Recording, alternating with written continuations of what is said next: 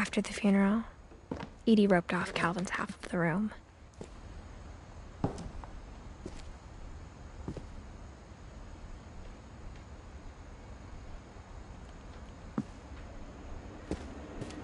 Mom said Grandpa Sam enlisted at 18 and never set foot in the room again.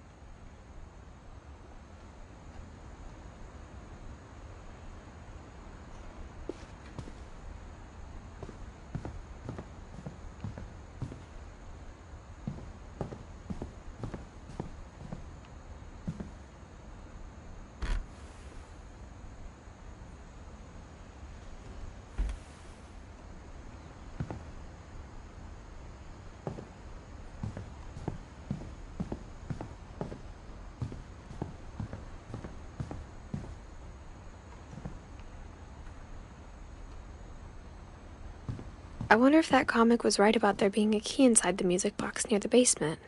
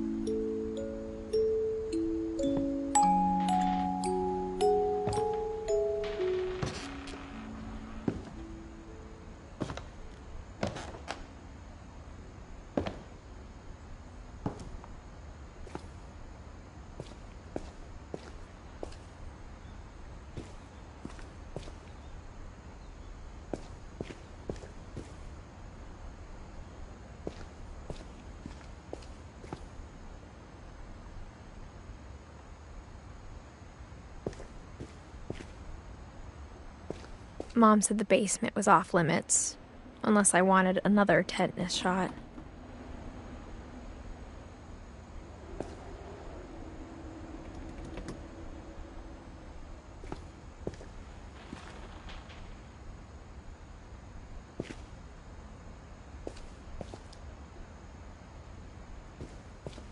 I saw Edie sneak down to the basement once, carrying packages.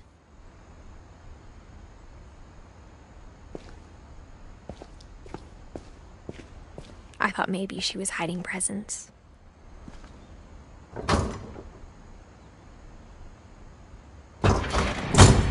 It turned out she was hiding a lot more than that.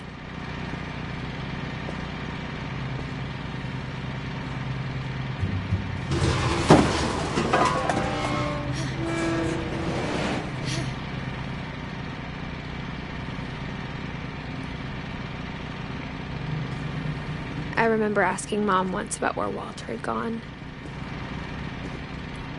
She said after Barbara died, he got as far away as he could.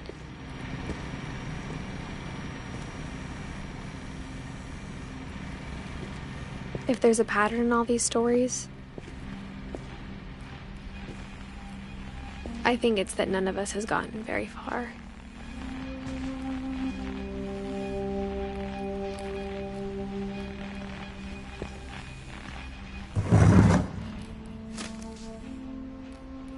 Goodbye, everyone. I can't believe I've been down here for 30 years. On that first day, after the shaking started, I didn't think I'd survive a week.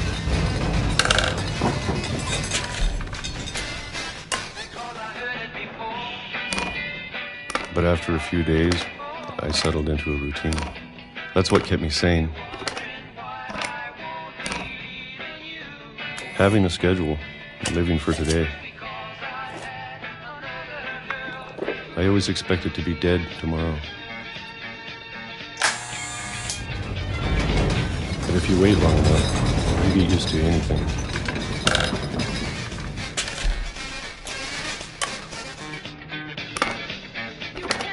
Even a monster on the other side of the door starts to feel normal. Almost friendly.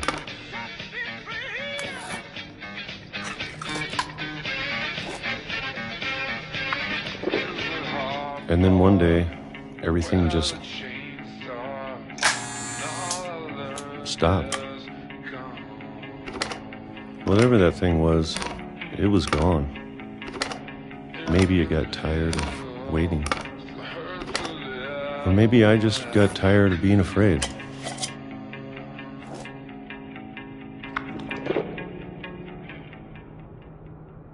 It's been a week now, the longest in 30 years. I'm done waiting. I have to leave while I still can.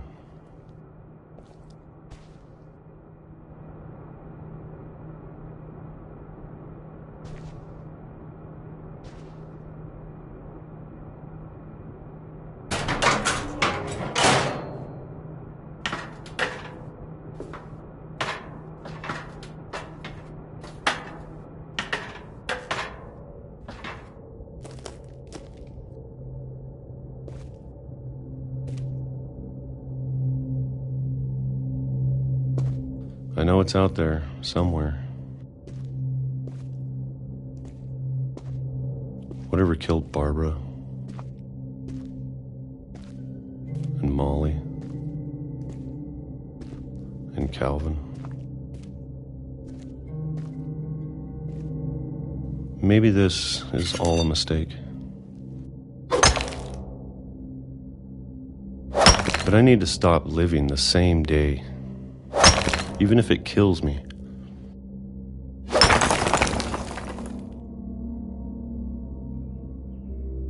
Whatever's out there, I want you to know I'm ready for it. I'm going to appreciate all of it, especially the food. I don't mind if I only have a year left, or a month, or a single week. I'd be happy with one more day. I can already imagine the sun on my face.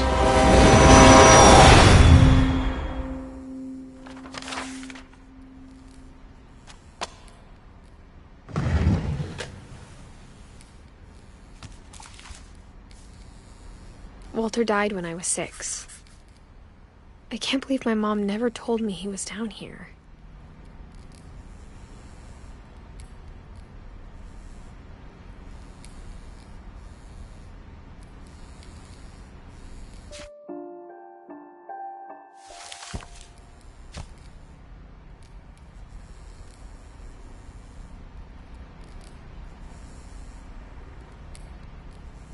I'm sure my mom was trying to protect me.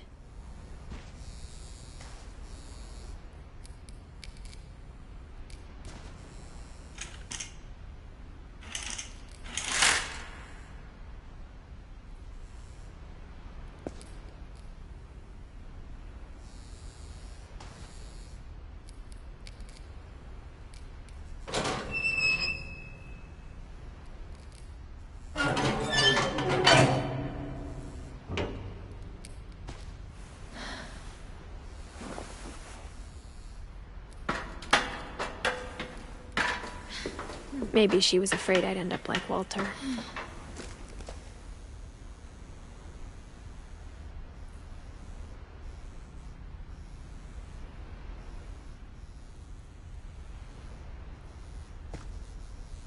But if she never told me about an uncle under the house,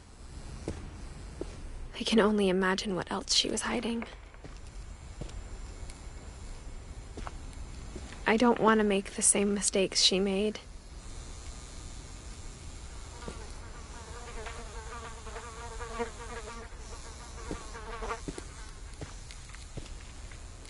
Trying to bury something that's still alive.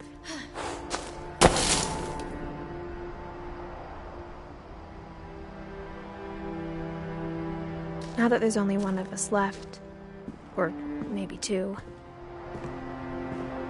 I thought it was time I heard the stories for myself and found out what happened to everyone else. But now I'm worried the stories themselves might be the problem. Maybe we believed so much in a family curse, we made it real.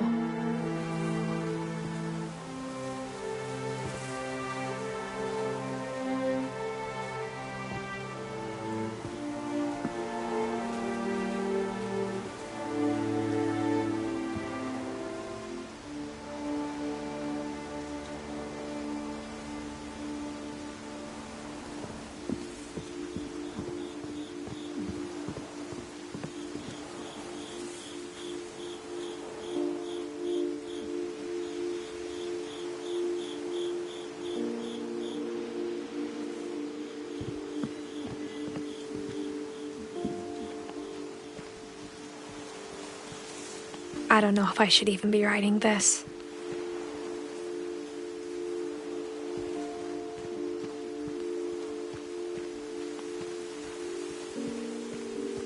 Maybe it'd be better if all this just died with me.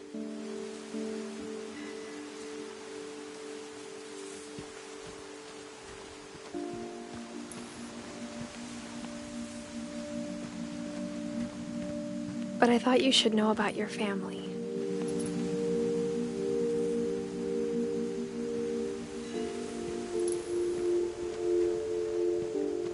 And the history you're a part of.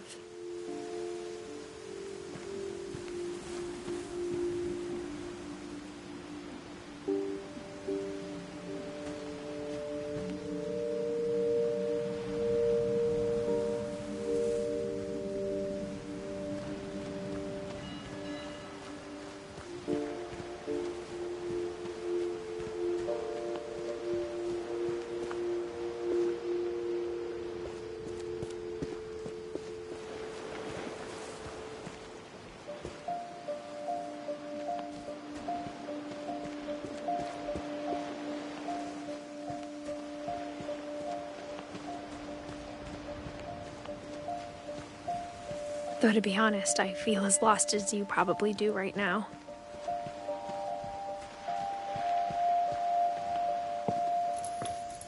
I think the people in these stories believed them, for what that's worth.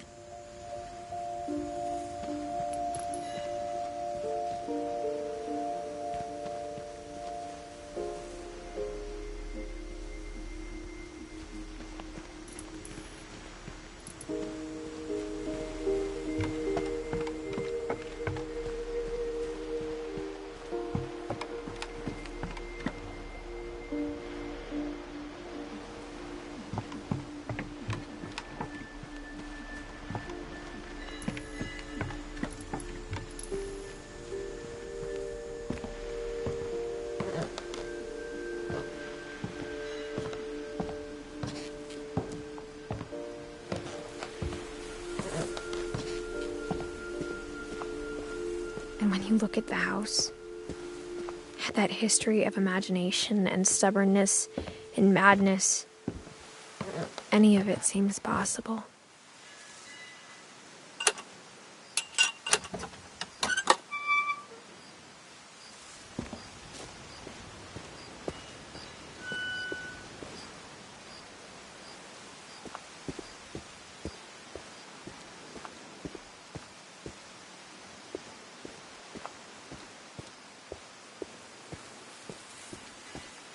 I think we've been surrounded by death for so long, we've just gotten used to it.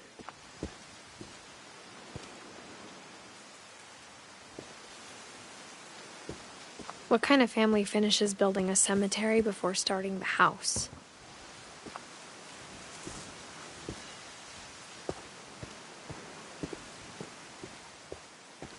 It's embarrassing for me to admit this, but the pet cemetery made me more uncomfortable than the human one. 3 of the gerbils were mine, and 2 had been my fault.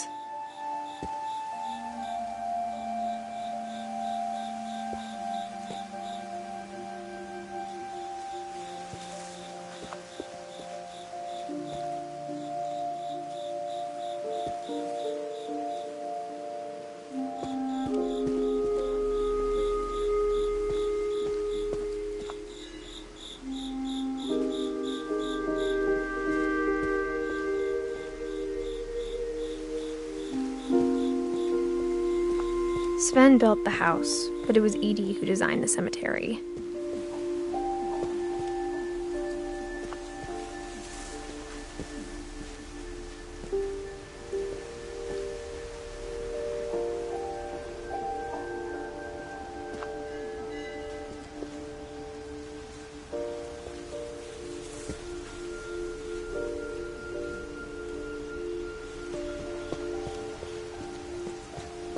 I'm sure Odin's monument had been Edie's idea.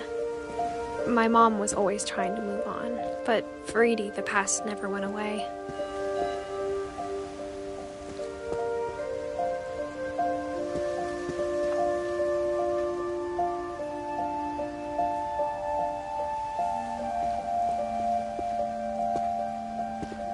She could see it poking out of the water at low tide.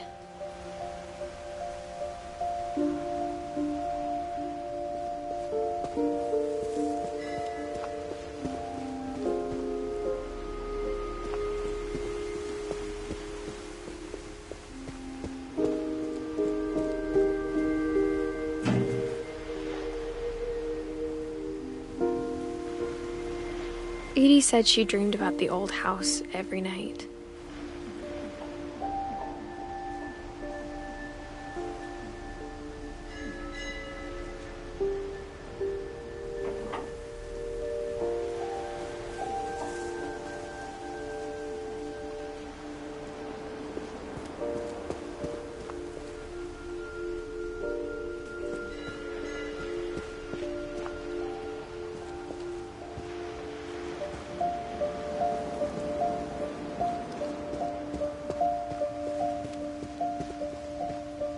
Edie's side was always easier for me to understand.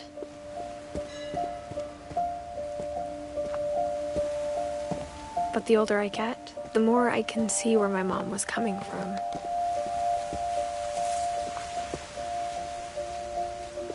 Her dad had been pretty strict, but it wasn't enough to save her brothers. She was just trying to do better.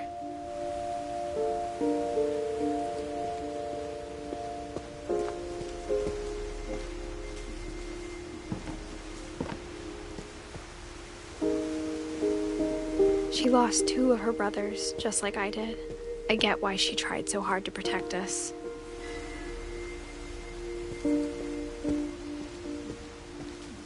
There's so many things I wish I could ask my mom now. Part of me thinks this is what she wanted all along. For me to come back someday and find everything out for myself.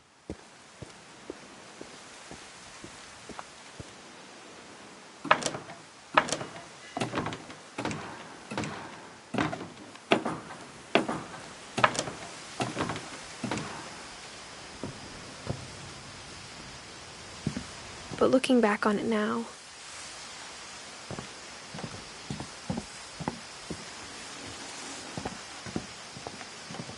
if she told me there was going to be so much climbing,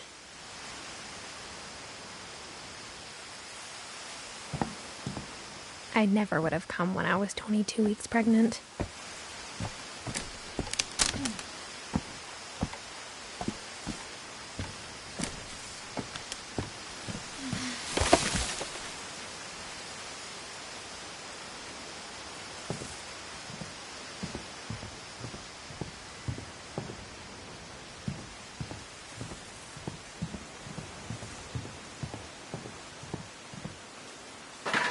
I never met Grandpa Sam, but I think he and my mom had a lot in common.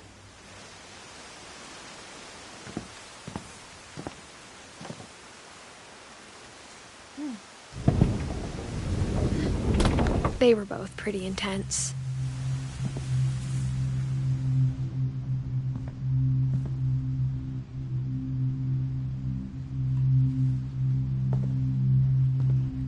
Sam spent his life shooting photos, but Mom said he got nervous being in front of the camera. I guess we're all afraid of something.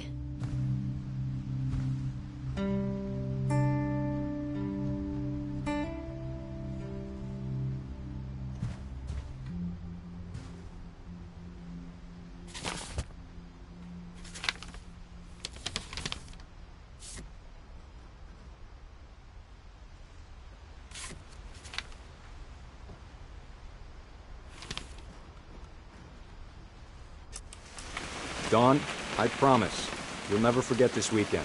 Yes, sir. These memories are gonna last a lifetime. Am I gonna have to shoot anything? It's a hunting trip, Dawn. Perfect.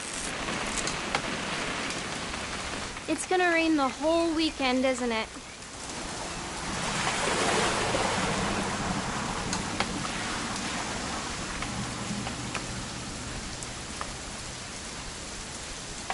I will never forget this weekend, Dad. That's the spirit. Okay, got it. I'm gonna take some pictures, okay? Just be careful. That camera's older than you are.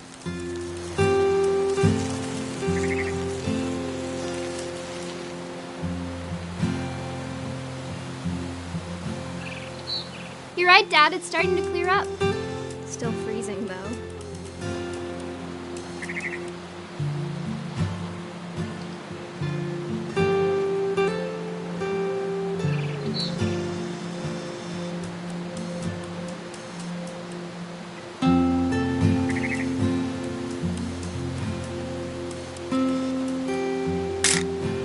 Aw.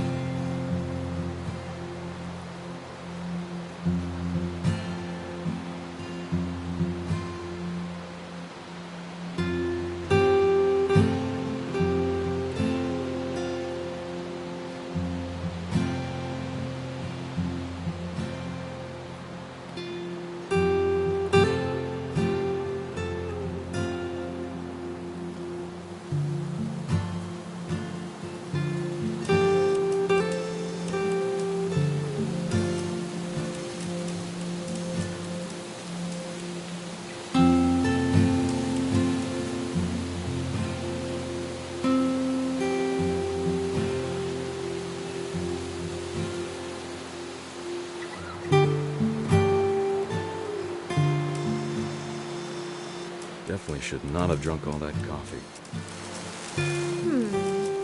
Hold still while I take a picture of you. I definitely won't be moving.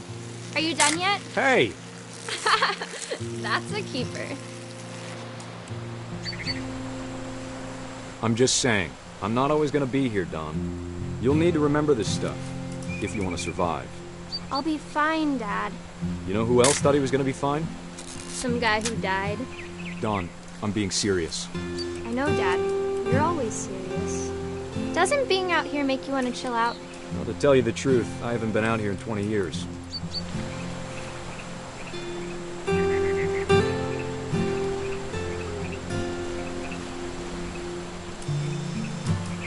Last time I was with my brother Calvin. Man, that was a great trip.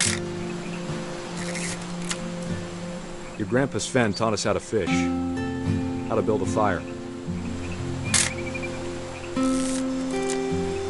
We found an old logging trail. There were deer everywhere.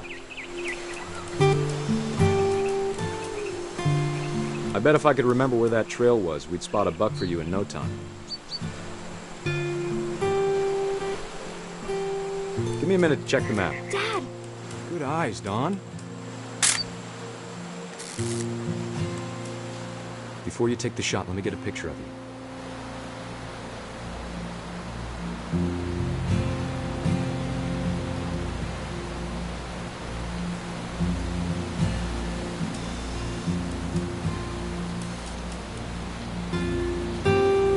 Dad, Let me get behind you. Do I have to do this? Dawn, you don't have to do anything. But if you want to survive, you'll need to be strong.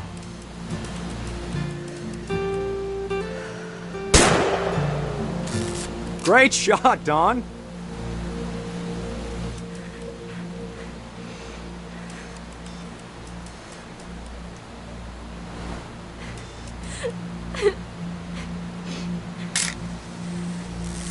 I'm proud of you, Dawn.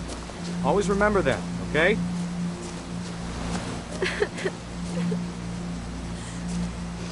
Dad, it's twitching. I think That's it's totally so- normal, Dawn. Just focus on the camera. Try not to think about— Dad!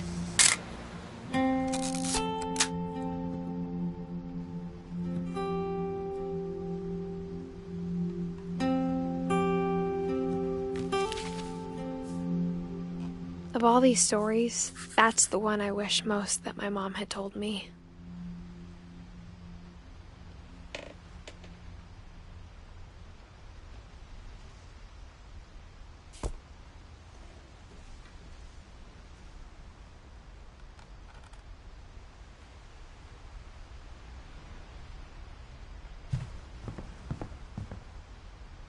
Instead of hiding from death, Sam seemed to go out of his way to meet it.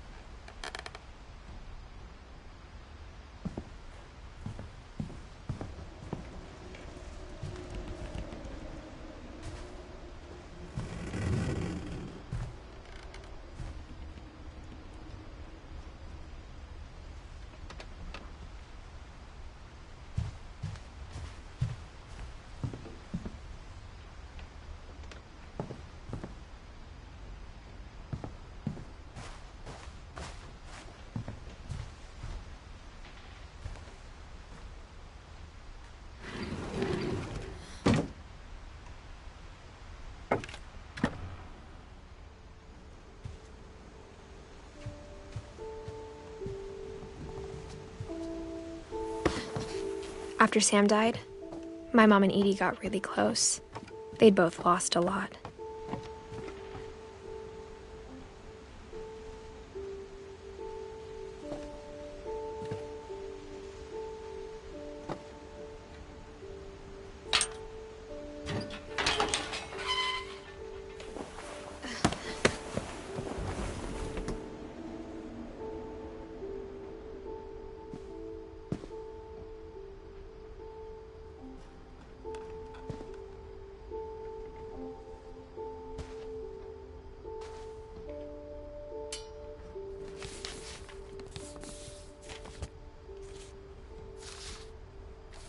Dear Kay, do you remember the way Gregory used to laugh when he thought he was alone?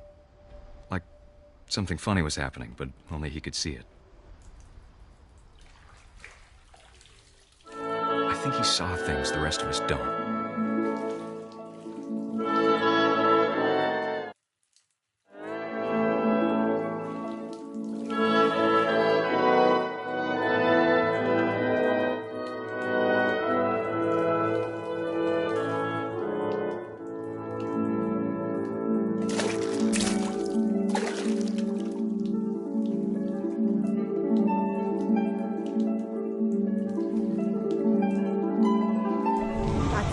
Gregory, it's time to... Hold on, sweetie.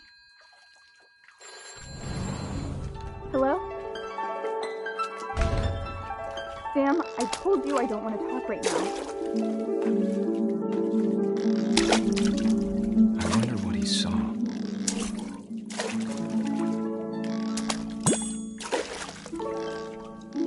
what his world was like.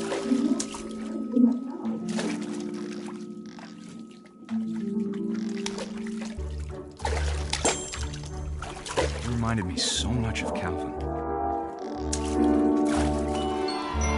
Lost in his imagination. Whatever it was, he saw.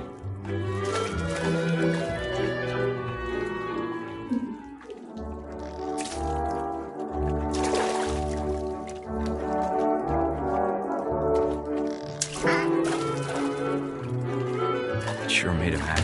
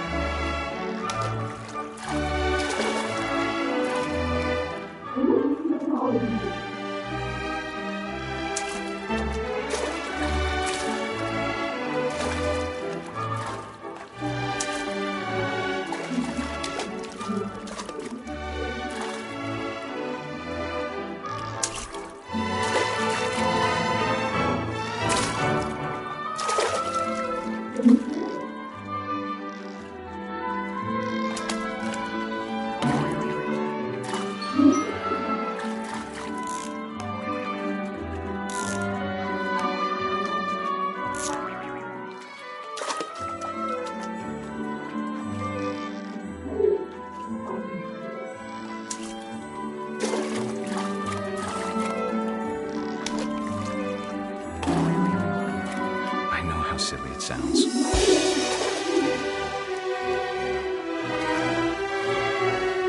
But I worried about a baby being too happy. But I could feel him slipping away. Sorry about that, Gregory. I know you did everything you could. Maybe if I hadn't called that night. Damn it. Hold on, I don't want Gregory to hear this.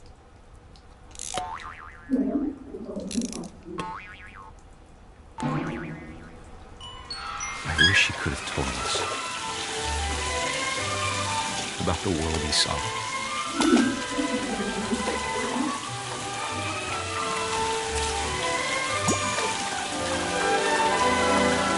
There's so much I don't understand about Gregory, about everything.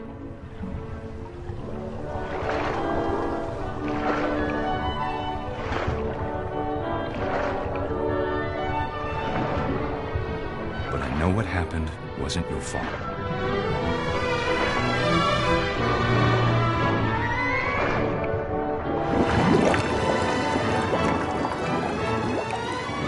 I'm sure he's happy. And he'd want you to be happy too. Good luck, Kay. Love, Sam.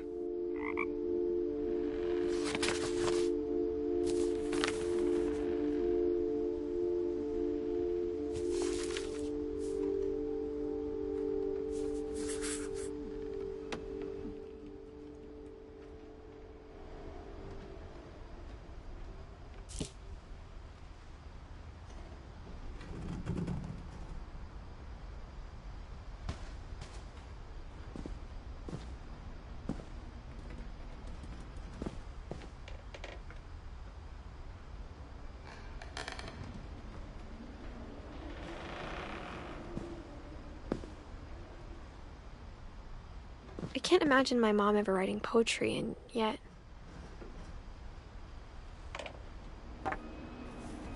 A poem for Gus, who always said the wedding was a bad idea.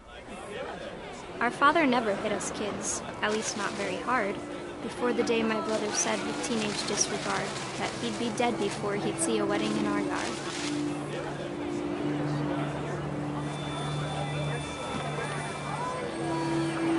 My father made him come, of course, but Gus stood far apart, just flew his kite and bottled up the storm inside his heart.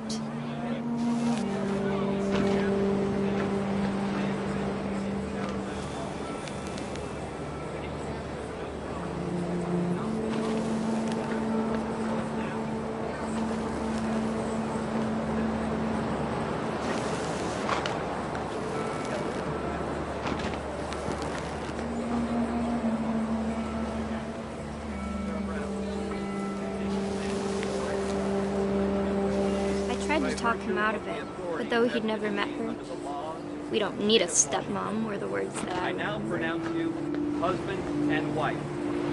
Make this bride.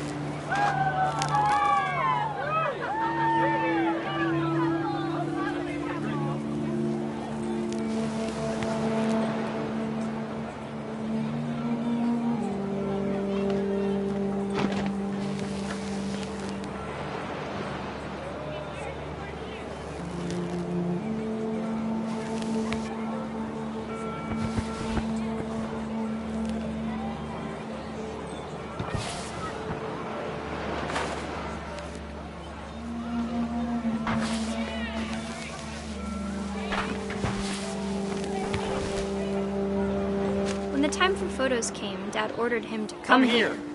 But Gus declined, and as a sign held up his middle finger.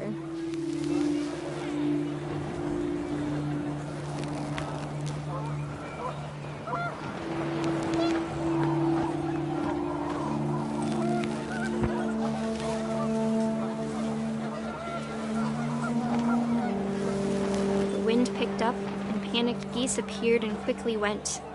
But all the humans did that day was go inside the tent.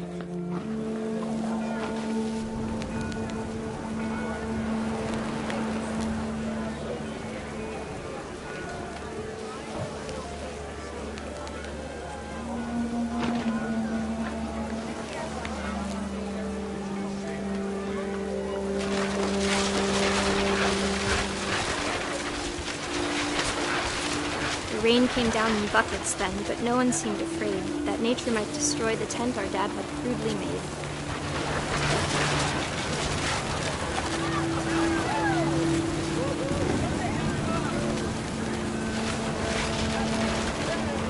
The thunder sounded much too close and full of angry power, but all my father said to this was, "Make the music louder."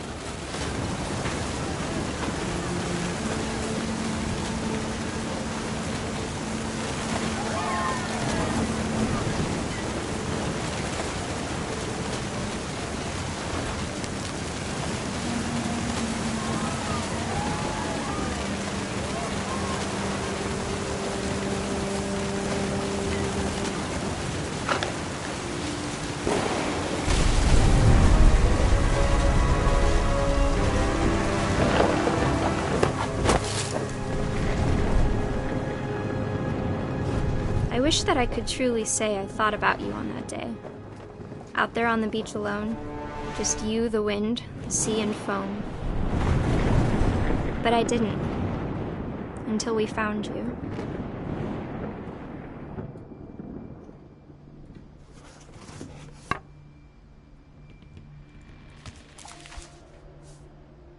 She never talked about him, but Mom told me once if I was a boy, they were going to name me Gus.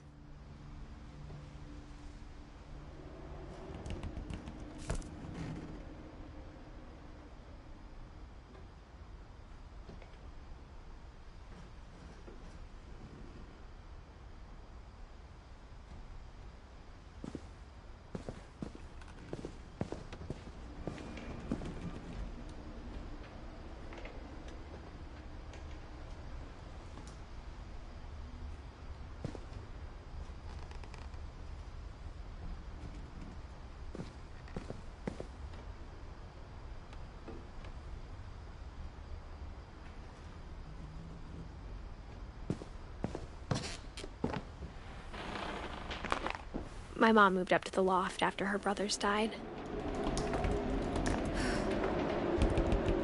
At the time, it was as far away as she could get.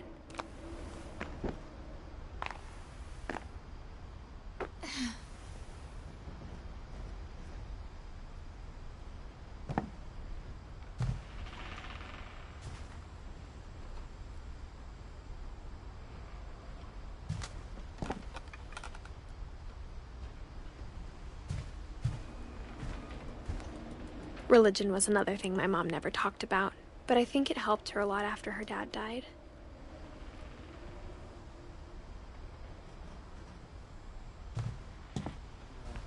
She spent a summer building houses in Calcutta, where she met my dad, Sanjay.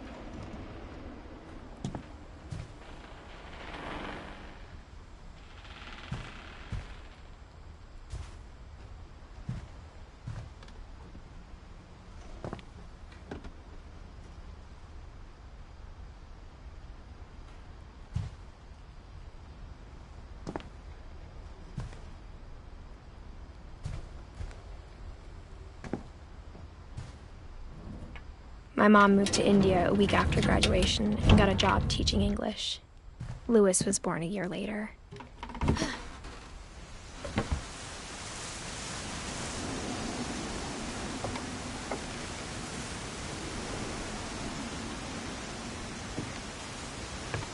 When my dad died, I don't think Mom knew where else to go. I'm sure Edie was happy to have her back.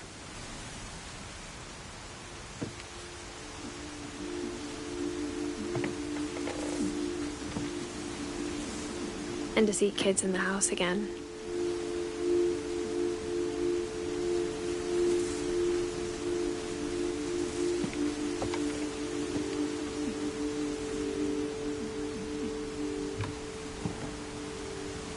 The house had to get a little bigger, but Edie was used to that.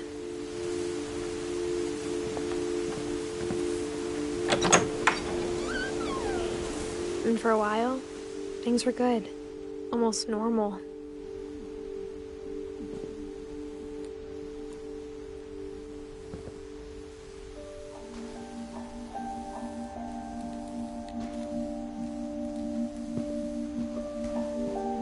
But it didn't last.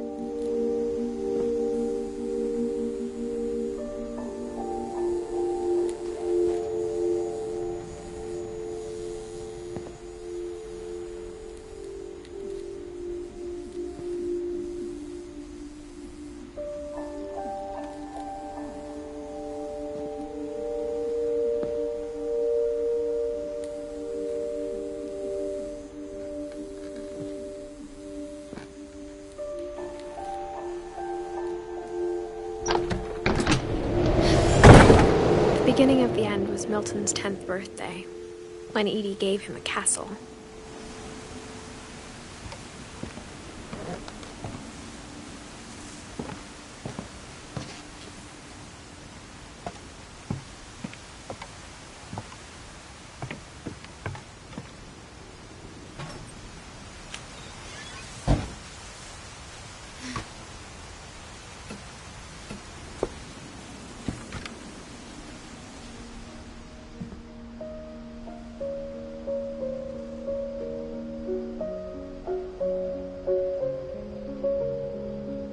I think Edie was happy to finally have another painter in the family.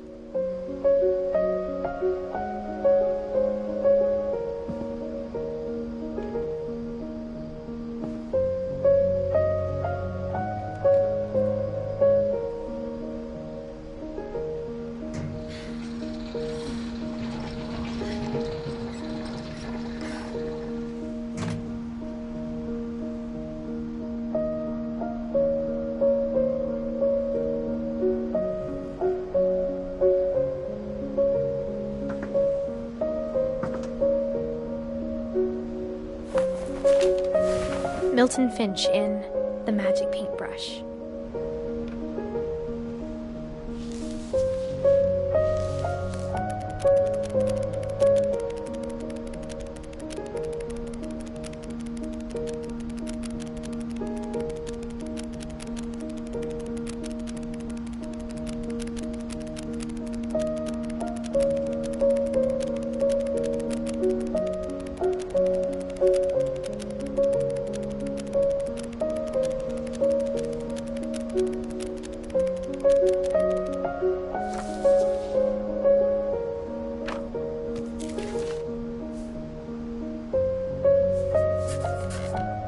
I was 4 when Milton disappeared.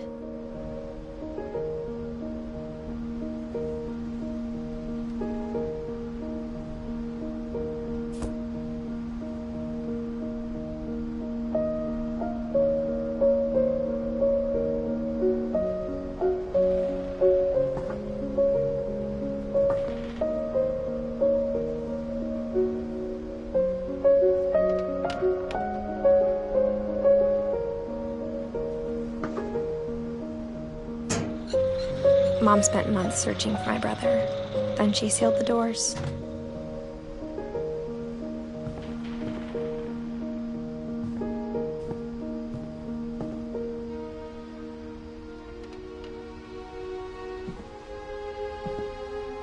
Whatever Milton had found in the house, Mom didn't want it getting out.